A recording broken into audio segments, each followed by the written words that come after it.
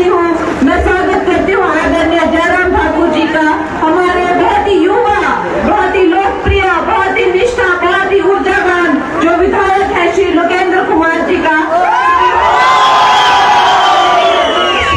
जी का, श्री कौर नेगी जी का, श्री अमर ठाकुर जी का, श्री अखिलेश कपूर जी, श्री योगेश जी वर्मा, नरोत्तम ठाकुर, श्री दिलीप ठाकुर, देवेंद्र नेगी, श्रीमती शशि मल्होत्रा, अंजना भारती जी, शशि कटोच, मानी भारद्वाज जी, यहाँ उपस्थित सब पन्ना प्रमुख, पदाधिकारी, कार्यकर्ता, मीडिया के सहयोगी एवं भाई और बहनों। दोस्तों, आज इस दिन पर आपको पता है कि ये दिन हमारे लिए कितना महत्वपूर्ण है। लोकसभा 2024 के चुनाव की घोषणा हो गई है और एक तरफ तो हमारे यशस्वी प्रधानमंत्री है और दूसरी तरफ राजा राजवाड़ों का के खानदान है। चाहे दिल्ली में देखिए, हिमाचल प्रदेश में देख लीजिए, जो कि एक तरह से हमेशा ही बहुत ही ज्यादा ऐशो आराम में पलने वाले, बहुत ही ज्यादा आराम और सुकून की जिंदगी देखने वाले, गरीब और गरीबों से जिनका कभी कोई वास्ता ना रहा हो, जिनका कभी कोई नाता ना रहा हो, ऐसी एक गैंग है जिसे आज पूरी दुनिया में शहजादों की गैंग कहा जाता है। दोस्तों, जब आपकी बहन को मंडी में टिकट मिला तो यही शहजादों की गैंग ने कहा कि मंडी की बहन बेटियों का क्या भाव है। इतनी शर्मिंदगी विश्व जो है इनकी इस मानसिकता पर थूकता है। सारे विश्व ने कहा है कि बेटियों और बहनों को क्या आप इस तरह की अभद्र टिप्पणी करते हैं। लेकिन आपने देखा होगा, हिमाचल जैसी सभ्य हमारी जो संस्कृति है, आप मानेंगे यहाँ पे दुनिया में सबसे कम क्राइम रेट होने वाली एक जगह है। यहाँ पे जो क्राइम इक्के दुक्के होते भी हैं बहुत कम होते हैं। यहाँ पे इतने शांति, इतने सुशील, इतनी अच्छी सभ्यता के लोग हैं। लेकिन यहाँ पे भी यहाँ के शहजादे ने भी मुझे कहा कि ये लड़की जो है फिल्म इंडस्ट्री से आई है और ये अपवित्र है, पहले ये पवित्र होके आए तभी हम इसको हिमाचल में लेंगे। क्या आप ऐसे नेता के लिए वोट करना चाहेंगे जो बेटियों के लिए, जो बेटियों और बहनों के लिए इस तरह की बातें, इस तरह की भद्दी टिप्पणी करता है? दोस्तों, ये जो शहजादों की गैंग है, इसको मंडी की जनता मजा चखाएगी। शहजादों की गैंग को एक ऐसा मैसेज जाना चाहिए मंडी की जनता से कि क्या नतीजा होता है अगर बहन और बेटियों का अपमान किया जाता है। दोस्तों, एक तरफ हमारे, चलो कोई बात नहीं, ऐसा सोचो, होली है, ऐसा सोच लो।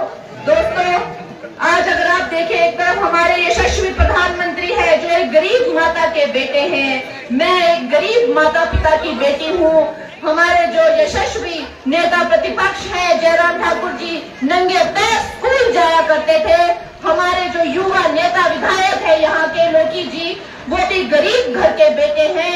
इसीलिए हम गरीब को समझते हैं, गरीबी को समझते हैं और हम आपकी सेवा में पूरी तरह से निष्ठावान है। आप ये देखेंगे कि हमारे जो प्रधानमंत्री है, क्योंकि वो एक गरीब माता के बेटे हैं, वो खुद को कभी प्रधानमंत्री नहीं कहते, वो कहते हैं मैं प्रधान सेवक हूँ। अगर लोकतंत्र में कोई राजा है तो वो राजा सिर्फ और सिर्फ जनता है और हम जनता के सेवक हैं।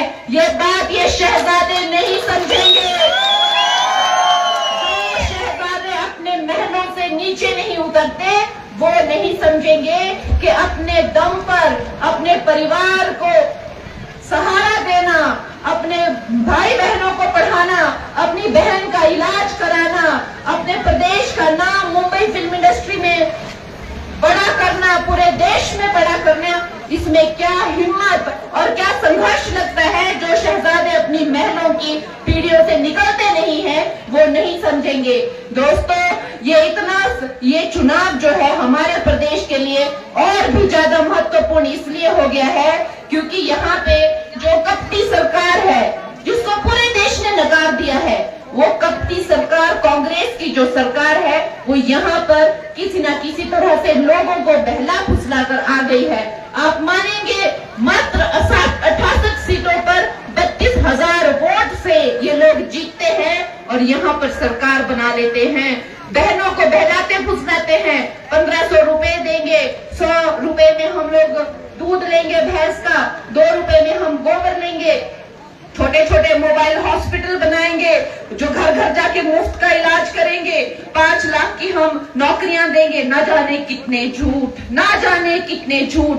इन्हें शर्म नहीं है, इन्हें भगवान का डर नहीं है। ये मासूम लोगों को बहला के फुसलाते हैं। और अब ये आलम है कि जब भी सेंटर से पैसा आता है तो कहां जाता है किसी को पता नहीं। हमेशा कहते रहते हैं कुछ नहीं मिला, कुछ नहीं मिला। हमारे नेता जयराम जी जाते हैं तो मीडिया में इंटरव्यू देते हैं, अरे अभी तो इनको जो आपत्ति आई हिमाचल प्रदेश में, जो बाढ़ आई, उसके लिए 1800 करोड़ 1800 करोड़ दिए, वो कहां गए? उसका इनके पास कोई जवाब नहीं है। निगल गए, उसको खा गए, कहां गया कोई पता नहीं। 3000 करोड़ दिए, कहां गए कोई पता नहीं। दोस्तों, पूरा देश हमारे हिमाचल प्रदेश को देखकर यही कह रहा है कि कार्यकर्ताओं थोड़ा ध्यान रखना, क्योंकि हम कॉन्फिडेंस में आ जाते हैं। मंडी में भी ये जो पिछली सीट है, ये बहुत ही कम वोटों से जो है हम लोगों ने खोई हुई है। मात्र 7,000 वोटों से हमने ये सीट खोई और आज हम देखो क्या भुगत रहे हैं। ये राजा रजवाड़े अपने घरों से निकलते नहीं हैं, लेकिन हम गरीबों के घर से आते हैं, हम आप जैसे लोगों के घर से आते हैं। राजा रजवाड़े कहते हैं, अगर इनको जनता जनार्दन कहती है कि भाई हमारा ये आप मैसेज जो है मुख्यमंत्री को दीजिए, तो वो कहते हैं कि मैं क्या तुम्हारा कोई डाकिया लगा हूं? मैं उनको कहना चाहूंगी अपने जनता जनार्दन को कि कंगना आपका डाकिया है। मैं आपके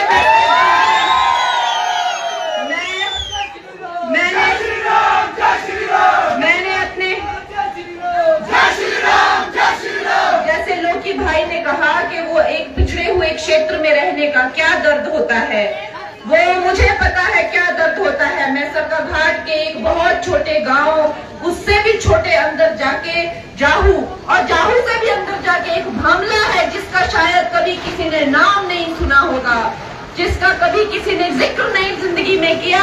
भामला नाम की एक जगह से जब एक बेटी जाती है बाहर में, तो इनफैक्ट हिमाचल में भी कहा जाता है ये जगह है कहाँ, हमने तो कभी नाम भी नहीं सुना। वहाँ सड़कें जाती भी हैं, क्या वहाँ पे कोई हवाई अड्डा भी है, क्या वहाँ पे किसी तरह की सुविधा भी है? तो हम कहते थे नहीं जी नहीं, ना वहाँ पे कोई रेल है, ना वहाँ पे पक्की सड़कें हैं, ना वहाँ पे हवाई अड्डा है। तो मुझे कहते थे तो तुम जैसी लड़की वहाँ से निकली तो निकली कैसे? हमें पता है क्या दर्द होता है पिछड़े इलाके का। ना आज मेरे वहाँ पे ना अभी तक कोई केंद्रीय विद्यालय है, ना ही कोई हॉस्पिटल है, ना ही कोई पक्की सड़क है। तो मैं अपने आनी के भाई बहनों का दर्द समझ सकती हूँ, और निश्चय ही हमारे प्रधानमंत्री से प्रेरणा लेके जब एक ऐसे महान, एक यशस्वी, कई 100 सालों में एक बार ऐसा महान पुरुष जन्म लेता है, अवश्य ही इसीलिए उन्होंने इतनी गरीबी में जन्म लिया, एक इतनी गरीब माता के घर पर जन्म लिया जो दूसरों के घर पे झाड़ू पोछा लगाकर, बर्तन धोकर, खाना बनाकर अपने बच्चों को बहुत ही संघर्ष से, बहुत ही कठिनाई से पाला करती थी। तो उनके मन में ये विचार आया होगा कि ये महिलाएं कितनी महान होती हैं, ये महिलाएं कितनी शक्तिशाली होती हैं, ये मेरी जो माता है ये शक्ति स्वरूपा ही है। और यही कारण रहा होगा कि प्रधानमंत्री जी के हाथ में जब सत्ता आई तो उन्होंने सबसे पहले अपने डिफेंस मिनिस्टर हो, चाहे फाइनेंस मिनिस्टर हो, बड़ी से बड़ी मिनिस्ट्रियां जो है उन्होंने महिलाओं को दी। और अब इस बार जब उन्होंने अपनी लोकसभा का बहुत बड़े रूप में उद्घाटन किया तो जो बिल पास किया उसके अंतर्गत 33% रिजर्वेशन जो है वो महिलाओं को विधानसभा और लोकसभा में गिरी। मेरे दोस्तों, जब मौसम आएगा 19 में जब चुनाव होंगे, जब 2029 में जब चुनाव होगा तो आप इसका एक इतिहास देखेंगे। हिमाचल में जो 68 सीटें हैं, अभी वहाँ पे सिर्फ एक महिला जो है वो एक्टिव है, उसमें से 22 महिलाएं, हमारी विधानसभा की सीटों पे 22 महिलाएं होंगी 68 में से। और जो मोदी जी का जो सपना है कि भारत जो ना कि सिर्फ महिलाओं का सशक्तिकरण करे, मगर वो भारत जिसका महिलाएं नेतृत्व करे, लीडरशिप करे, ऐसे भारत का सपना जो है मोदी जी पूरा करेंगे। हमारे मोदी जी न कि सिर्फ हमारे भारत को 5वीं अर्थव्यवस्था से तीसरी से नंबर 1 पे लेके जाना चाहते हैं दोस्तों। लेकिन आप उस इंसान के कर्म देखिए, जब श्री राम इतने सदियों बाद भारत में आए तो नरेंद्र मोदी जी ने उनकी प्रतिष्ठा की, उनको लेकर आए। और न कि सिर्फ यहाँ, उन्होंने मुस्लिम देश में भी उन्होंने मंदिर बनवा दिए, और हिंदू देश में तो बनाए, मुस्लिम देश में भी मंदिर बना दिए। दोस्तों, हमारे जो प्रधानमंत्री हैं वो उन्हें हमें एक मौका नहीं देना है, अब हम उन्हें ऐसे मौके देने हैं कि अब बीच में ऐसी कोई भी ट्रेजेडी, ऐसी कोई भी त्रासदी जैसे हिमाचल में हुई है कांग्रेस की, नहीं होनी चाहिए। मौसम बिगड़ रहा है, मैं ज्यादा वक्त नहीं लूंगी। हमें ये बात याद रखनी है कि हमारे देश की सुरक्षा के लिए पाकिस्तान, एक वक्त था जब पाकिस्तान हमें दबाता था, हमें टॉर्चर करता था, हमारे सैनिकों के आंख कान नोच कर हमारे पास भेजता था। याद करिए सौरभ कालिया को। और आज का वो दिन है जब पाकिस्तान अभिनंदन को, जब मोदी जी कहते हैं गलती कर गए, तुम गलती कर गए, तो वो अभिनंदन को हार पहनाकर, चाय पिलाकर सीमा के बाहर छोड़ के आते हैं। ये हम नहीं भूलेंगे कि मोदी जी को जय श्री राम। महिलाओं के चाहे पक्के मकान हो, महिलाओं के चाहे टॉयलेट हो, चाहे वो आयुष्मान से लोगों का इलाज हो, चाहे वो फ्री राशन हो या जल हो या बिजली हो, हर तरह की सुविधा हमें मोदी जी ने दी है। तो हमारा वोट भी मोदी जी को ही जाना चाहिए, बिगड़े हुए शहजादों को नहीं जाना चाहिए। बिगड़े हुए शहजादों को हिमाचल की जनता जो है वो मजा चखाएगी और बताएगी कि बेटियों का, महिलाओं का अपमान करने का क्या सजा होती है।